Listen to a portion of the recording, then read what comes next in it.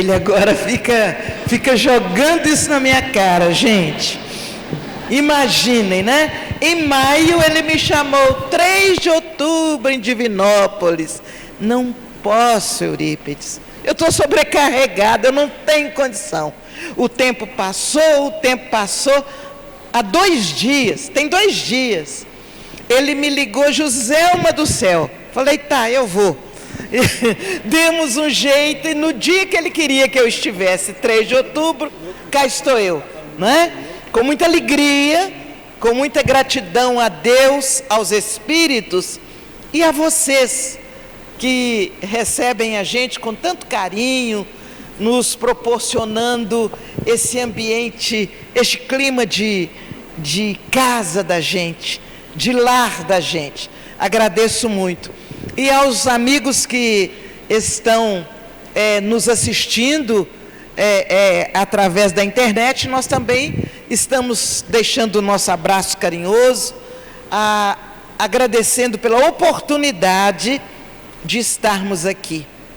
Veja bem, eu estava pensando o quanto é importante para nós o dia de hoje. Só que eu achei que eu ia fazer assim, né? Uma preparação para o nosso assunto. Aí os dois vieram aqui, falaram sobre Kardec. Falei, puxa vida, eu ia começar assim, mas foi ótimo. Foi ótimo porque muitos de nós passamos pela data sem pararmos para pensar na importância de Kardec para os dias de hoje. Se hoje nós podemos estudar temas como o que nos foi proposto, que é sobre a harmonia da mente e como tratar as feridas da alma, nós temos muito mais facilidade para raciocinar sobre o assunto, para refletir sobre o assunto a partir da doutrina espírita, nos oferecendo os seus princípios e as oportunidades de refletirmos a respeito de cada item que muitas vezes nos incomoda. A doutrina espírita, entre os princípios que ela abraça, que não foram criados pela doutrina espírita. A beleza do espiritismo é isso. Não foi Kardec que, trabalhando com um grupo de intelectuais, inventou ou criou alguns princípios em cima dos quais a doutrina espírita se baseasse. Não foi isso. Kardec buscou no universo aquelas leis que são universais, elas não são propriedades da doutrina espírita, elas estão vibrando no universo. Ele busca essas leis e abraça como princípios, e a partir daí ele vai estudando, penetrando nos temas. E um dos princípios é exatamente o processo da reencarnação. Não foi criado, inventado por Kardec. Está na natureza essa lei, a reencarnação vibra na natureza, mas foi Kardec quem buscou o tema e trabalhou, e foi com a orientação dos espíritos, foi decodificando e permitindo que a gente pudesse entender. E pela lei da reencarnação, nós vamos entender a evolução dos espíritos. Nós vamos entender o que é que está acontecendo hoje conosco, de onde pode ter surgido o princípio do problema ou da alegria de hoje, e vamos entender o caminho que nós percorremos para chegar até aqui. E dentro dessa reflexão, nós vamos também entender que tudo tem realmente uma razão de ser. E todas as dificuldades que enfrentamos hoje, todas as dores que estamos sofrendo hoje, ou todas as alegrias com as quais vibramos, têm a sua causa no passado. E aí, na medida que nós entendemos isso, fica mais fácil nós refletirmos sobre as feridas que cada um de nós carrega. E essas feridas muitas vezes nos trazem dores de tal forma profundas que nós atravessamos uma, duas ou mais propostas reencarnatórias, sofrendo as consequências daquele fato que aconteceu lá atrás e que hoje a gente vem trazendo, e à luz da doutrina espírita a gente começa a entender um pouco mais, e entendendo, começamos a nos aliviar da dor que nos sobrecarrega. Ora, se tudo tem uma razão de ser, comecemos a pensar naqueles que hoje se permitem passar por situações, e eu digo se permitem, porque na maioria das vezes os espíritos que estão passando por essas dificuldades aceitaram a oportunidade de passar por elas. Então nós vamos começar a pensar nesses espíritos com os quais convivemos, espíritos que têm manifestado as dores da desarmonia mental, os desequilíbrios que partem da falta de segurança na vida, da falta de entendimento dos fatos, da dificuldade de se relacionar com as pessoas.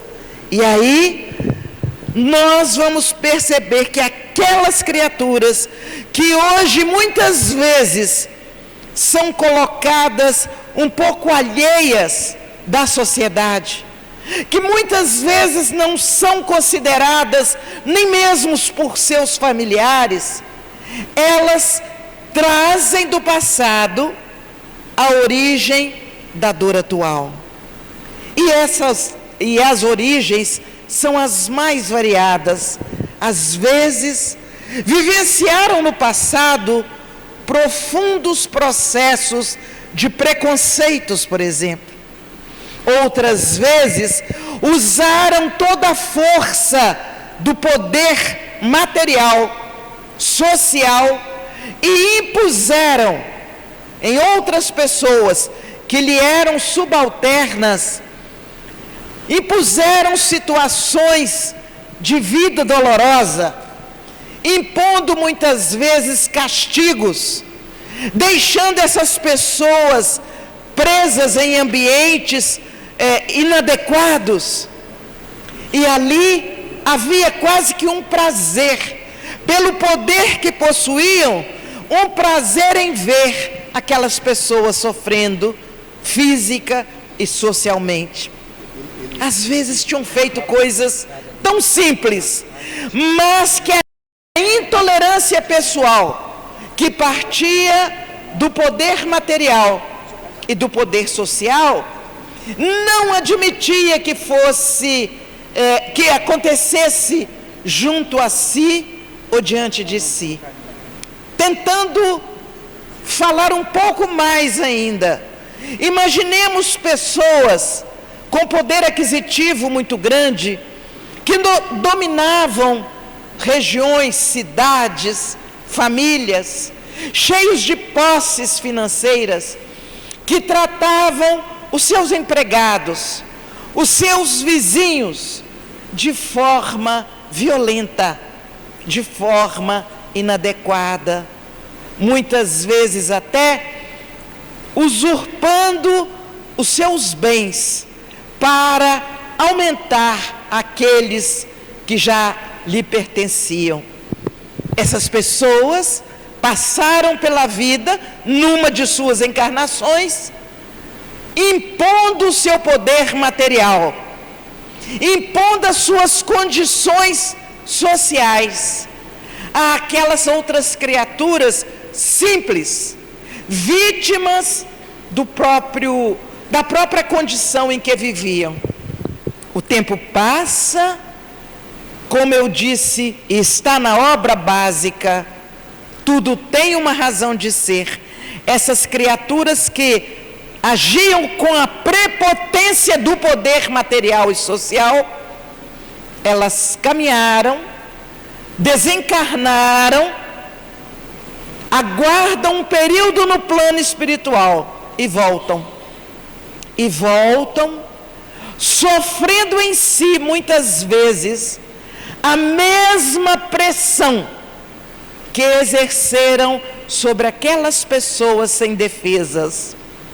E aí nós vamos ver criaturas que muitas vezes trazem uma perturbação na mente, medo das coisas, medo de sombras, medo de pessoas, e criam fantasias que na verdade para elas não são fantasias, são situações que elas realmente veem e sentem, e essas criaturas passam a ter uma vida insegura nesta encarnação.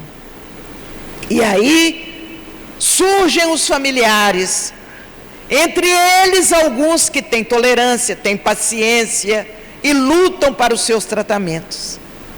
E existem outros familiares que tentam inclusive se afastar, porque não querem gastar sua energia, ou às vezes se sentem envergonhados. Nossa, como é que eu vou falar que eu sou parente dessa criatura que anda pela rua desequilibrado?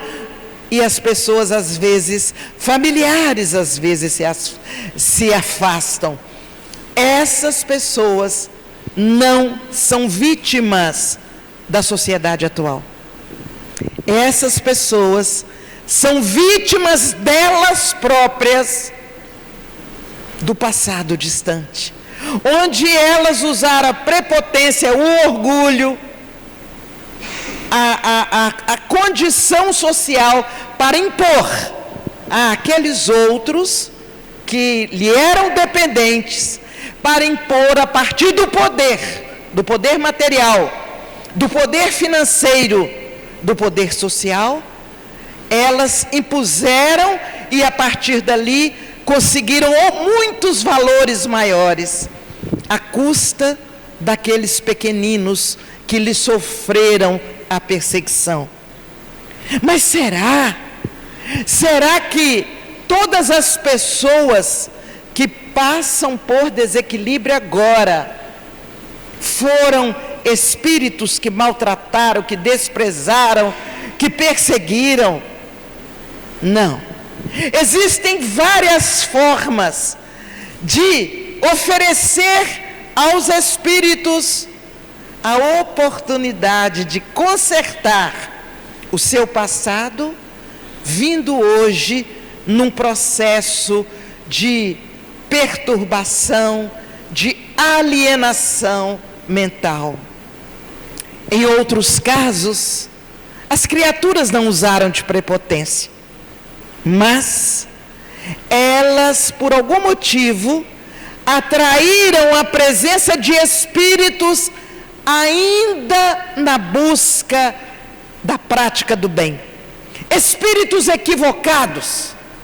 Eu não gosto de chamá-los obsessores, porque a palavra obsessor ficou tão impregnada que quando a gente fala assim obsessor, vem aquela ideia de perseguição. Eu prefiro chamá-los de equivocados, porque na verdade são. Se eles soubessem o quanto o bem faz bem, se eles conhecessem Jesus na sua grandeza, eles não agiriam pela perturbação. Mas esses espíritos equivocados, muitas vezes, por compromisso do passado, se aproximam de alguns. E esses que atraíram pelo compromisso, passam a vivenciar oportunidades reencarnatórias de muito sofrimento, de muita dor, onde aqueles que estão por perto desprezam, ironizam, debocham, e não há medicamento que possa ajudá-los. Muitas vezes eles perdem o sono, eles perdem o apetite, eles vão e voltam aos tratamentos clínicos, buscando a paz, uma paz que parece que para eles está tão distante, uma paz que parece que não existe. Eu peguei 2 pontos. Eu peguei aqueles que foram maus e que abusaram, e peguei esse outro lado dos que são vítimas de espíritos equivocados, e eu os coloco aqui na nossa frente. Na verdade, os 2 casos trazem para nós processos, oportunidades de reflexão, porque ambos e muitos outros derivados desses 2 exemplos carecem da nossa compreensão, carecem da nossa tolerância e da nossa paciência. E aí, eu me lembrava que no dia de amanhã, se hoje nós nos lembramos de Kardec, com toda a grandeza da doutrina espírita que ele codificou, eu me lembrava que no dia de amanhã, muitos comemoram e homenageiam um outro espírito, Francisco de Assis. Muitos amanhã estarão homenageando Francisco de Assis pela sua passagem pela terra, e associando Francisco de Assis a Kardec. Nós vamos perceber que Francisco de Assis traz a grande receita, o grande recurso para nós sermos instrumentos de ajudar aqueles que conosco convivem e que carecem de uma harmonia mental, porque Francisco de Assis trouxe para nós o incentivo ao amor. Senhor, disse ele, fazei de mim instrumento da tua paz, ou da vossa paz.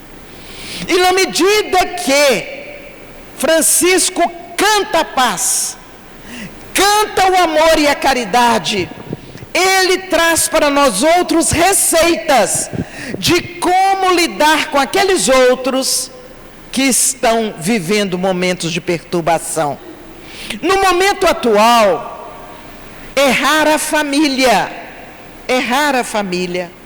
que não tem alguém a ela ligado, direto ou indiretamente, que não seja vítima da desarmonia mental.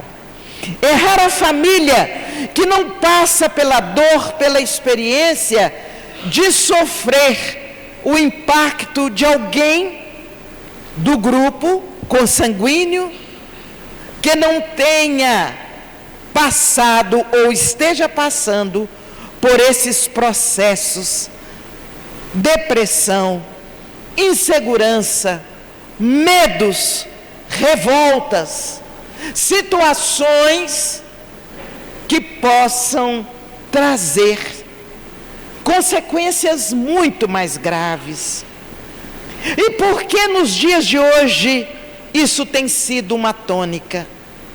Exatamente porque dentro da caminhada evolutiva da humanidade, é um momento adequado para espíritos que ainda estavam recolhidos, no sentido de serem um pouco contidos em suas tendências à violência, mas também espíritos com possibilidades de aprender, de crescer e de produzir. Era o momento de eles passarem por essa imersão na terra, junto aos outros espíritos encarnados, que por várias oportunidades de caminho, de aprendizado e de trabalho, já são capazes de conviver com esses espíritos menos equilibrados, sem desequilibrá-los ainda mais. Então é o grande momento que nós temos atravessado. É o momento em que precisamos discernir com quem estamos convivendo. É um momento de tanta violência que muitas vezes nós nos surpreendemos com alguém do nosso lado, o cônjuge, o filho, o irmão, que tem atitudes que nos surpreendem pela violência, pela reação agressiva, pelas consequências de seus atos. Nós vemos hoje crianças pequeninas que já trazem consigo de uma maneira muito ostensiva a vibração de violência, de mágoa, de revolta, de agressão. Crianças que são capazes, estando alimentando, de pegar o prato, jogar no chão com comida e tudo. Crianças que são capazes de levantar as mãos para os pais, bater, cuspir em seus pais. Crianças que agridem com raiva. É uma raiva que nos assusta, mas é exatamente a vinda de espíritos numa faixa de uma camada evolutiva que precisam e precisavam passar por esse mergulho na terra, aprender um pouco que seja a importância do amor, a importância do bem, e depois serem conduzidos para os ambientes mais adequados para eles. E aí é que chega Francisco de Assis.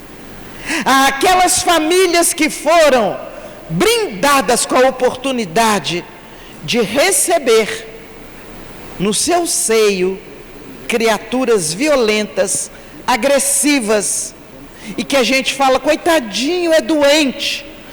Não são coitadinhos, mas precisam do nosso respeito, precisam da convivência digna, precisam da autoridade.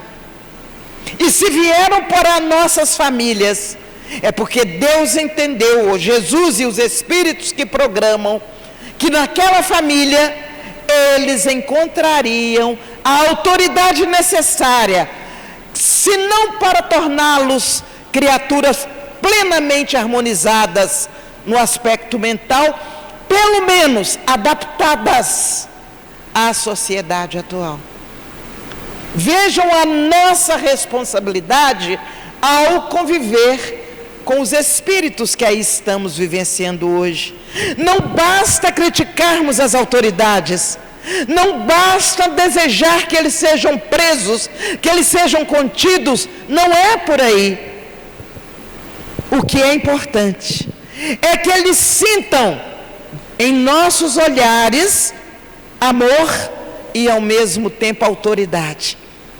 Que eles sintam disciplina e ao mesmo tempo respeito. Que eles sintam que nós não aplaudimos o equívoco, mas compreendemos quando o equívoco acontece. Eles precisam de observar, e a partir dessas observações nós conseguimos ajudá-los, por momentos que sejam, a reequilibrar e prosseguir a caminhada. Eles não vão se transformar em espíritos perfeitos nesta encarnação, só com um estalar de dedos nossos, de jeito nenhum. Mas eles vão encontrar o caminho da harmonia a partir do momento em que nós, olhando nos olhos deles, conversamos com eles, direcionamos, dizemos sim ou dizemos não. Damos as mãos e caminhamos juntos. E vamos buscando, através dos profissionais específicos, através das casas de oração, das casas espíritas, nós vamos direcionando esses espíritos para o entendimento. Lembro-me de uma das histórias do nosso querido Chico, história real. Chegou uma pessoa com bastante perturbação, e aqueles que a levaram estavam preocupados com aquela criatura. O que fazer? Quais os caminhos? Porque muitos, quando procuram a casa espírita, pensam que a gente vai estender a mão assim e o espírito bravo vai sair. E eles vão sair dali com os seus familiares e amigos plenamente perfeitos, donos de suas condições, decisões e ações. E não é bem assim. É preciso acontecer de ambos os lados o querer, a vontade. Então levam aquela criatura esperando que dali, da casa do Chico, ela já saísse boa. E ele diz para ela: volta, filha, para casa e costura, faz roupas, enxovaizinhos, costura, shorts para criança, blusas, vai costurando.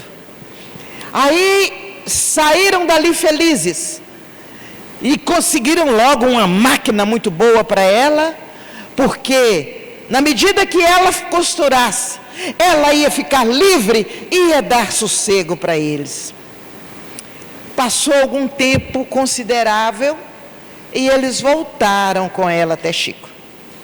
Ô Chico, não adiantou nada, ela está do mesmo jeito. Ela não melhorou, Chico. E o Chico diz: costura, minha filha, costura. Eles olharam para o outro: mas será que ela costurou errado?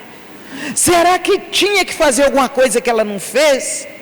Ô Chico, tem alguma maneira que ela tem que costurar diferente? Costura, minha filha.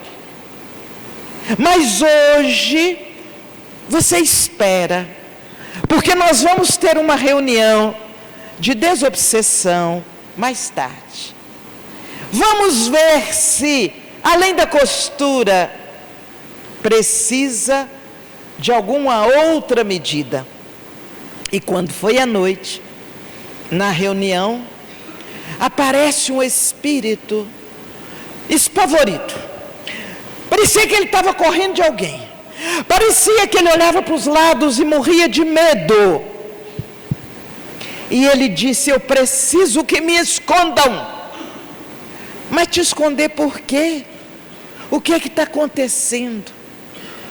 É porque o meu supervisor, o meu chefe, me pôs para tomar conta daquela dona que eu não dou conta mais de tomar conta dela. Mas por que você não dá conta? É porque eu não aguento mais o barulho daquela máquina. Pacatá, pacatá, pacatá, pacatá, pacatá. Não aguento mais. Era naquela época que quem tinha máquina de costura com motor é porque tinha mais recursos, né? As máquinas não tinham motor, então as mulheres batiam o pé mesmo, né? No pedal, para que a costura se fizesse. E vejam bem, a partir daquele dia, não se sabia se era ela, mas a partir daquele dia, a dor de cabeça acabou, o medo da sombra foi extinto, ela parou de brigar com as pessoas, o seu olhar deixou de ser agressivo e ela passou a olhar com mansidão. Olha bem isso, já não era ela e já não era nem os obsessores que dominavam o ambiente, era um espírito que tomava conta dela, por mando do chefe. E esse chefe falou: não sai de perto dela. E ele ficava ali. E ela sentia o peso da presença. E a dor de cabeça vinha, a impaciência, a revolta. Foi apenas o barulho da máquina. Vocês vão falar assim: mas espírito, registrar barulho da máquina? Ele não estaria acima? Não. Nós temos espíritos nas várias faixas evolutivas. E aquele era um espírito tão terra-terra, que o que incomodou a ele, e ele quis sair, foi o barulho da máquina. Eu não aguento mais, vocês me escondam, porque se meu chefe me achar, ele vai acabar comigo. Óbvio que a equipe do Chico disse: fique tranquilo, nós vamos encontrar um lugar para você, onde o seu chefe não vai te encontrar e não vai entrar. Fique tranquilo, vá com esses espíritos amigos que vão te conduzir para um ambiente diferente. E ele foi e ela voltou ao normal. Olha como é importante nós ajudarmos os nossos familiares e amigos com problemas. No caso, com o trabalho no bem, costurando roupinhas para as crianças necessitadas. Em outros casos, minha gente, oração, passe, aprender a orar, ir à casa espírita receber o passe. Em outros, o trabalho constante, a leitura suave. E todas essas atividades vão preenchendo as lacunas no psiquismo da pessoa e corta-se a ligação com os espíritos menos felizes. Mas, se aquele espírito que está sofrendo, ele for vítima dele próprio, de outras encarnações, não vai ser tão simples assim. Não vai ser um simples barulho de um pedal de uma máquina que vai interromper o ciclo obsessivo. Certamente, muitas outras situações onde a postura, a autoridade, a tomada de posição do próprio é que vai ajudar a aliviar todas as circunstâncias. E é por isso que a gente vai ver no Evangelho de Jesus, João, no capítulo 5, ele registra que Jesus chega no ambiente, aquele alpendre onde havia doentes paralíticos. Tinha um ali que estava 38 anos, esperando que alguém o pegasse e levasse até a beira do poço, da piscina. Havia uma notícia de que aquela água de quando em quando tremia. E depois a gente vai saber que aquele tremor não era nada de fenômeno miraculoso. Era apenas a acomodação das placas subterrâneas naquela região. Mas, de quando em quando, a água tremia. E havia uma notícia assim: o primeiro que mergulhar na água que começar a tremer, o primeiro vai ser curado. Ali estava uma pessoa que tinha 38 anos que estava ali, um paralítico. E ele não conseguia, ninguém o levava. Ora, pensem vocês, quando tremia, era o primeiro que seria curado. O alpendre estava sempre cheio de gente, perturbados, paralíticos, cegos, surdos, mudos, que Quem é que, querendo também se curar, ia voltar? Ô, gente, tem muito tempo que está ali, vamos lá pegar ele lá, levar, ele hoje vai ser o primeiro, vamos, e vamos carregá-lo. Quem é que ia fazer isso? Então, havia 38 anos que ele esperava. Gente, pare e pensa, vocês que já passaram dos 38 anos, o que a gente não fez na vida em 38 anos? Quanta coisa a gente fez! A gente riu, a gente chorou, a gente ganhou dinheiro, trabalhou, casou, teve filhos. 38 anos, era o tempo que aquele paralítico estava ali. Então, vai chegando Jesus. Jesus parecia que estava com o endereço certo. Ele passou no meio dos outros que ali estavam, esperando a água tremer, e foi direto naquele paralítico. E Jesus foi objetivo e fez uma pergunta: queres ser curado? Aquele paralítico começou a reclamar: é porque tem 38 anos que eu estou aqui, ninguém me leva lá, porque não sei o que, não sei o que. Jesus ficou calado, e ele falou. Quando ele parou, Jesus voltou a perguntar: queres ser curado? E já não esperou a história ser repetida.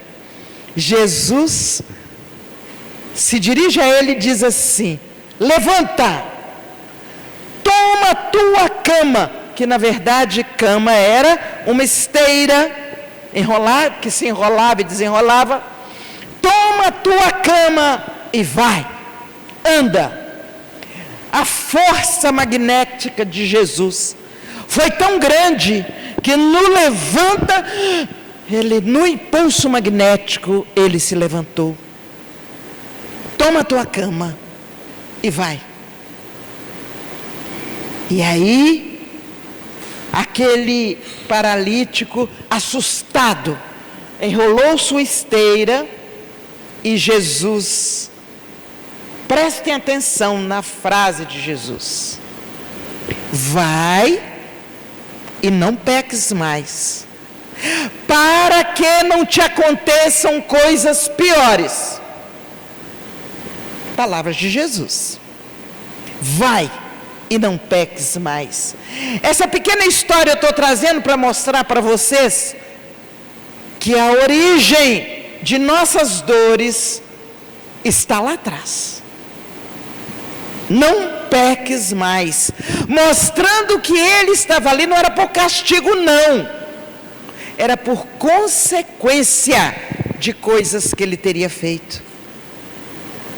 E isso, minha gente, não acontece só com o paralítico, acontece com todos nós em todas as áreas. O que estamos passando hoje tem a consequência lá atrás. E é preciso que nós nos transformemos, curando essas feridas que nos adoecem. É preciso que nós nos transformemos, não pecando mais. Aí vocês vão dizer: mas o que é pecar à luz da doutrina espírita? Não é aquele pecado que nós aprendemos a pedir a alguém que nos perdoasse e que tudo estaria resolvido. Não. Não pecar mais, na palavra de Jesus, é nós não cometermos mais equívocos. Deixar de criticar o outro. Deixar de ver defeito no outro.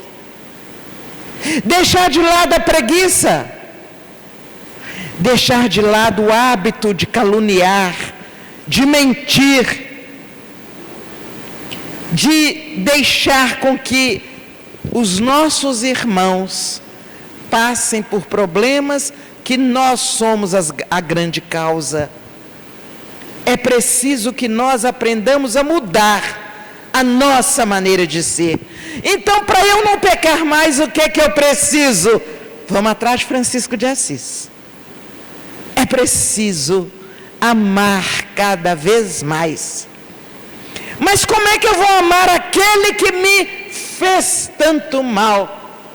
Se você estivesse no meu lugar, Joselma, você não ia falar para eu amar aquele ali, aquele que me prejudicou, que me ofendeu, que usurpou da minha vida, da minha saúde. Ah, não, amar a ele eu não vou. Então, segura a doença consigo. Então, caminha ainda sofrendo as dores, consequências da sua falta de forças para amar, para perdoar. Na verdade, na medida que tudo isso acontece, na medida que nós vamos superando as nossas limitações, as nossas dificuldades na relação com as pessoas, na medida que isso acontece, eu estou exercitando o amor. Eu estou aprendendo a amar devagarinho. Eu estou superando as dificuldades. E a cada dia que passa, eu me aproximo mais dessa vida mental em harmonia. Deixei para falar no final o que tinha sido o início do título que me foi dado pelo Eurípides. Eu só vou ter saúde mental de uma maneira mais profunda, mais consolidada, quando eu estiver praticando sem esforço, naturalmente, esses itens que ao longo da nossa conversa aqui eu fui falando. Que vocês estejam orando mais, mas não é orar no sentido simplesmente de a cada noite, não, antes de dormir eu vou orar. Mas o que é que eu vou orar? Sai para lá, cachorro, oh, Jesus, porque não sei o que, olha lá na televisão, isso não é orar. O verdadeiro momento de oração é aquele em que você, por pequenino que seja o tempo, você se dirige ao Pai e conversa com Ele. Você agradece por tudo que tem acontecido e você se propõe a renovação do amor e da paz. Então, o primeiro ponto importante é orar. Orar sempre. Agradecer a oportunidade que temos. E se temos alguém na família que passa por processos difíceis, busquemos sim dar a eles o amor, orar por eles e ensiná-los a orar junto com a gente, por pouquinho que seja, mas eles saberem que nós precisamos dirigir a nossa mente a um Pai maior, que é a origem da nossa vida, da nossa saúde, do nosso amor. Muito bem, além da oração, que já é muito bom, nós precisamos criar o hábito do trabalho. Eu fico olhando esta casa aqui, só não trabalha aqui quem não quer. Eu fico olhando, observo, eu fico caladinho num canto e eu começo a ver, o povo corre igual formiguinha, vai aqui, vai ali, vai acolá e tal. Aí eu fico assim, quem será que limpa todas essas cadeiras todos os dias?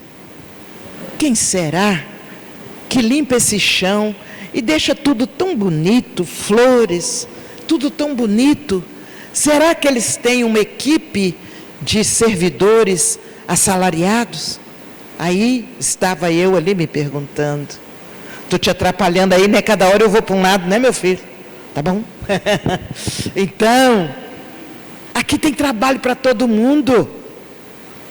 Mas de todas as formas, acompanhar lá fora o jardim, os bancos, as flores, as fontes, ajudar a limpar, ajudar a arrumar, são pequenos trabalhos. Ah, não, mas eu moro longe, eu não posso vir aqui não, é muito longe. Arruma alguma coisa lá perto de você. Arruma alguém que está precisando de alguém que leia para eles uma página do Evangelho a todo dia. Pode ser alguém que não esteja enxergando bem, precisa da caridade do outro para ler para ele. Olha que trabalho abençoado. E aí a gente vai, puxa vida, esse ano parece que não fez frio em lugar algum, mas será? É possível que venha chuva? Vamos trabalhar, fazer agasalhos, para que aqueles que são mais necessitados do que a gente, possam receber o aconchego do agasalho, assim que o tempo mudar. Falei na oração, falei no trabalho, mas tem mais, estudar o Evangelho, vir à casa espírita, receber o passe, mas não é receber o passe escolhendo quem é que vai aplicar, não. Eu só quero o passe se for aquele moço assim. Aquele outro, não, eu quero é aquele. Mas por que você quer aquele? Não, porque além de bonito, ele tem os olhos verdes lacrimejantes, ele é lindo. Além de bonito, vocês têm o passista de olho verde aqui lacrimejante? Tem não, né? Então, além de lindo, olha, o passe dele é forte. O passe dele tem uma força que quando a gente sai de perto dele, a gente sai andando, dançando. Tão forte que é ele. Aquela outra ali, eu não quero passe dela não. Toda encolhida, não quero passe dela não. Mas eu estou precisando, e eu ainda vou escolher quem é que vai me aplicar passe, gente. Olha o orgulho, olha a prepotência, olha o egoísmo. Então, eu vou à casa espírita, recebo o passe com quem me for direcionado, eu vou estudar, eu vou trabalhar, eu vou orar. E tem outras coisas aí por fazer. Vamos nós outros conversar, dialogar, olho no olho, falar a verdade. O paciente mental, ele já fica preparado para as mentirinhas que a gente fala para ele. A gente fica preparado. Eu me lembro, uma irmã, ela tinha crises de esquizofrenia. E quando a crise vinha forte, alguém tinha que passar a mão nela e levar para o hospital. Eu nem imaginava que um dia eu estaria trabalhando num hospital psiquiátrico. E a gente levava. Naquela época, tinha lá o Hospital Santa Maria, lá ia eu. E levava. Eu tinha autoridade, eu era brava. Olha bem, será que ser brava é ter autoridade? Eu estou contando como eu era brava. Você tem que ir, você vai, você não está bem.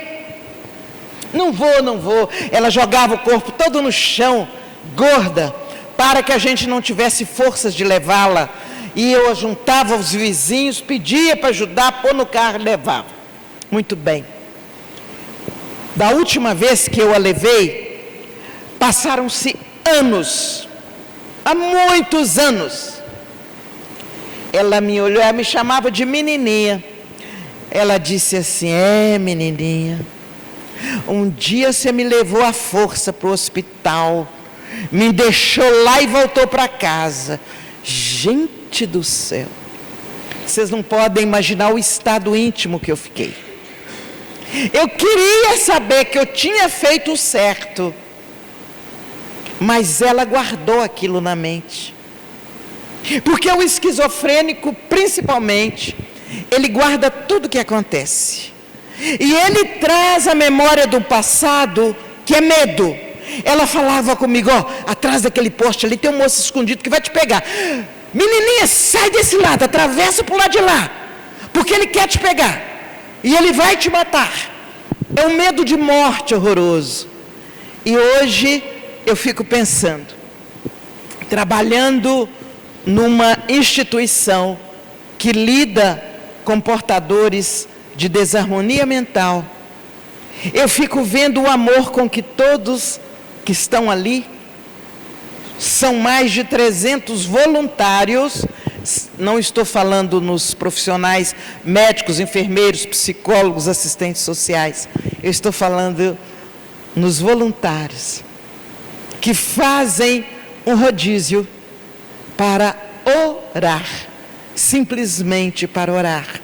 Então, tem um trabalho chamado Pilar de Luz. Tem os que passam por dentro do hospital, nas várias alas, fazendo a oração nos corredores direcionados para aquela ala. E tem os que oram do lado de fora, indo nos vários setores, nas várias salas, e também do lado de fora, leem uma passagem do Evangelho e oram.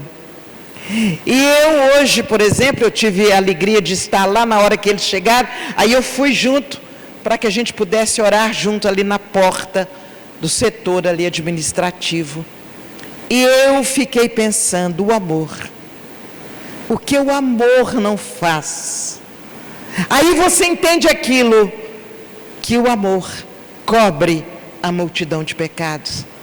Porque o amor, naquele momento que vibrava, eu sentia aquelas pessoas orando por todos os que estávamos ali, trabalhando na parte administrativa, mas também pelos que estavam internados lá dentro, com situações mentais, onde a gente às vezes não faz ideia de situações que acontecem, em que pessoas portadoras às vezes de um equilíbrio, profissionais respeitados, de repente, por causa de uma situação, de uma circunstância, parece que era uma casquinha que tinha ali assim, puxou a casquinha e a pessoa se perturba.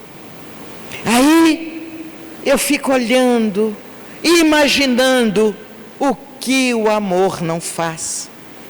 O quanto é importante nós nos dedicarmos para que todos tenhamos harmonia mental. O quanto não é importante nós liberarmos vibrações de amor, como Francisco de Assis. Senhor, fazei de mim instrumento da sua paz. Em relação, e eu dei o exemplo da minha irmã, que eu fiquei pensando, se naquela época eu conhecesse a doutrina espírita, eu teria certamente agido com ela de outra forma, embora o que eu fazia era por amor a ela, mas talvez faltasse, a minha autoridade poderia ter sido mais suave em alguns momentos. E eu estou falando isso porque eu sei que muitos de nós passamos por situações semelhantes. É preciso olhar para eles com um olhar de respeito e de carinho, porque eles vão captar em nosso olhar a verdade que parte do nosso coração. E aqueles que se dedicam ainda ao uso de drogas tóxicas, as mais variadas, eles não fazem isso porque querem simplesmente. Aqueles que se entregam de uma forma muito forte, eles fazem isso porque muitas vezes são induzidos e a fragilidade íntima não permite a eles outra atitude. Outro dia, no setor que ficam os que tratam das viciações, que vão pela manhã e saem à tarde, eu encontrei lá um senhor, muito manso. Eu olhava para ele e falei, gente, mas ele não traz nada assim que caracteriza que ele é usuário de alguma droga tóxica. E eu fui conversando com ele de leve, sentei do lado dele, e ele me disse assim, eu estou aqui por causa do meu filho. O meu filho dá muita dor de cabeça lá em casa. Então, eu trouxe ele para cá. E nem sempre ele quer vir. Então, eu venho no lugar dele, recebo o tratamento. E quando eu recebo o tratamento, eu penso nele, para ver se o que eu estou recebendo aqui chega até ele, o meu filho. Eu levei aquele susto e falei, mas o senhor, em algum momento, o senhor se permitiu usar? Não, dona, não uso de jeito nenhum. Eu quero entender por que meu filho passou a usar. Eu quero ajudar o meu filho. E eu fico aqui de olho no que vocês fazem, para eu chegar em casa e fazer com meu filho, que nem sempre quer vir aqui. Ali, aqueles que vão de manhã e saem à tarde, eles têm os profissionais médico, psicólogo, assistente social, eles têm a prática de esporte, música, desenho, pintura, alguma ginástica, algum exercício, e no final do dia vão embora. E eles vão fazendo o controle de quantos dias eles estão conseguindo ficar sem usar a droga tóxica. Gente, não é fácil abrir mão de um vício. Não é fácil. Por isso precisamos ter respeito por eles. Nós não podemos ficar assim, com olhar de desprezo. Esse aí está perdido. Coisa nenhuma. Ele estará perdido se nós cruzarmos os braços e virarmos as costas. Então, minha gente, a nossa conversa, eu falei com o Eurípides, eu vou conversar, não vou fazer palestra não. A nossa conversa gira em torno de amor. Amor àqueles que estão sofrendo mais do que nós no momento, portadores de alguma desarmonia mental. Que nós possamos amá-los, que eles possam receber, acima de tudo, de nossa parte, o olhar de respeito, o exemplo de naturalidade para lidar com eles. A confiança em Deus, de que eles também vão poder viver cá fora, como nós no dia a dia. Jesus curou muitos com o seu poder magnético, de uma só vez. Nós podemos ser instrumentos para que Jesus cure muitos outros, a partir da simplicidade das nossas ações, dos nossos gestos, do nosso respeito a cada um deles. Esta é a mensagem que eu pude trazer para vocês hoje. Eu não quis cansar a cabeça de vocês falando em coisas muito profundas, mas são profundas o que a gente trouxe, só que são profundas para o nosso coração, não para a nossa intelectualidade apenas, mas para a nossa alma. Vamos olhar com amor, vamos agir com amor, vamos respeitar a cada um deles, e depois, se voltasse aqui um ano depois, vocês iriam ver que valeu a pena esse esforço de mudar a maneira de tratá-los, de agir e de respeitá-los. Deus nos abençoe, Jesus nos ilumine, paz para todos nós.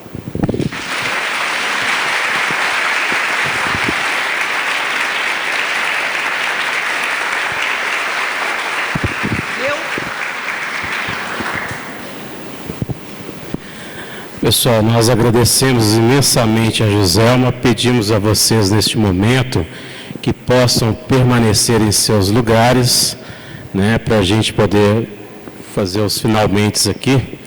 Vou chamar aqui ao palco nosso amigo Sérgio Bebiano, presidente aqui da casa. Ele está trazendo aqui uma pequena lembrancinha, Joselma, de agradecimento a você da nossa Semana Espírita. Agradecendo a você imensamente, uma lembrancinha que tem o oferecimento da Floricultura Alencar Jardins para você. Muito obrigado.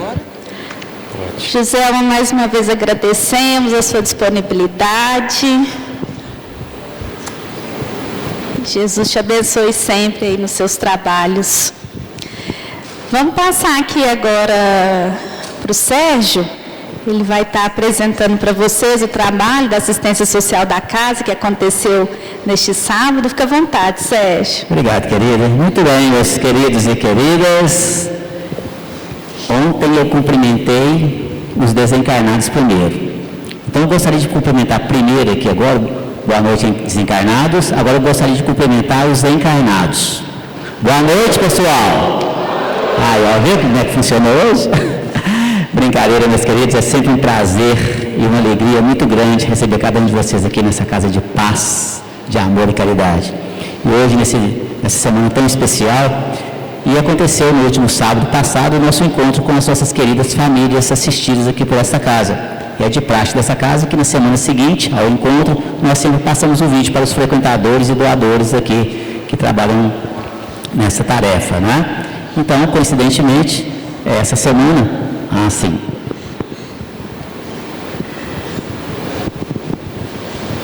Vamos colocar aqui para passar, né, presidente? Então, nós vamos passar para vocês aqui um pequeno vídeo, que eu gostaria que vocês assistissem conosco, do que aconteceu no sábado passado aqui, junto a essas famílias carentes. Pode passar para nós, Mário, por favor.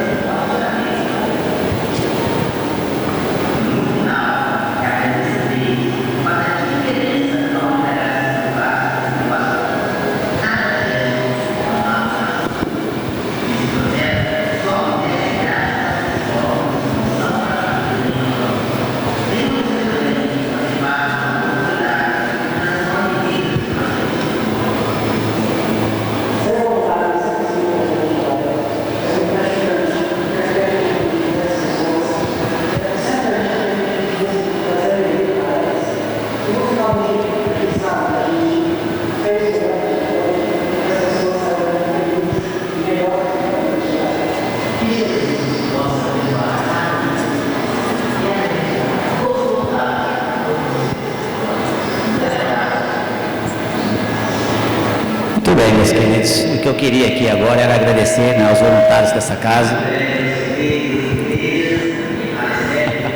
De novo? Vai passar de novo? Mário, hoje eu sou desencarne, pode ter certeza. Mas eu queria agradecer a todos os voluntários dessa casa, né, e também a todos os doadores que nos possibilitaram realizar esse trabalho aqui de grande monta. São muitas famílias carentes que são assistidas por essa casa. Então, a todos vocês que contribuem de alguma forma para a realização deste encontro mensal com essas famílias, com a disposição de cestas básicas e também com as roupas, o nosso eterno agradecimento. Jorge Jesus aqui para abençoar a cada um de vocês. Muito obrigado a todos, meus queridos. Muita paz. Parabéns, Sérgio, a todos os trabalhadores da casa. Muito bem, Sérgio, nossa gratidão a você, a todos da casa. Pedimos agora aos pais para que possam ir lá na salinha de evangelização estarem buscando as crianças, né? E se reforçando, né, da Livraria Espírita, que está montada aqui na recepção. Passem lá, dêem uma olhada nas obras que estão sendo expostas. Tem também o livro dos expositores aqui, né, da nossa Semana Espírita, o Jorge Larra, Zé Amaral. Nós ainda temos a prece final, pessoal, para a gente sair na harmonia. Lembrando também que nós temos uma farofa para ser vendida hoje. Nós vamos convidar quem, Denise, para a prece final? Nosso amigo Vicente Cardoso, representante aqui do CEP, Centro de Estudos e Pesquisas Espíritas, que tem também nos dado aqui um apoio nas transmissões. Então, o Vicente vai fazer a prece final. Nós agradecemos a todos vocês, convidando para amanhã, para a palestra com a Gisela e Miranda, com o tema A Felicidade Está em Você, Desperte e Viverás. Gisela e Miranda, que vem da cidade de Itaguara. Uma boa noite a todos, bom retorno aos seus lares após a prece final. Amigos do Ideal Espírita, este é um momento em que nós estamos aqui finalizando mais uma etapa dessa Semana Espírita. Agradecidos que todos nós sairemos daqui com as benesses que o céu nos prometeu e nos concedeu nesta noite. A nossa amiga Joselma Coelho, que nos trouxe essa mensagem consoladora, reconfortadora, uma mensagem educadora. Agradecemos a Deus Pai Todo-Poderoso pelas dádivas dessa noite. Agradecemos a Jesus, nosso mestre, nosso guia, nosso modelo de perfeição, e a toda a espiritualidade que nesta casa esteve presente nesta noite. Mas a todos vocês também, amigos do Ideal Espírita, nossos sinceros agradecimentos pela companhia desta noite, pela participação afetiva, física e espiritual de cada um de vocês. Que a mensagem que aqui foi esposada possa ser para nós um guia seguro para a nossa evolução espiritual. A todos vocês desejamos muita paz, muita alegria, que a luz do Cristo permaneça com todos. Muita paz, muita luz. Uma boa noite para todos. Até amanhã.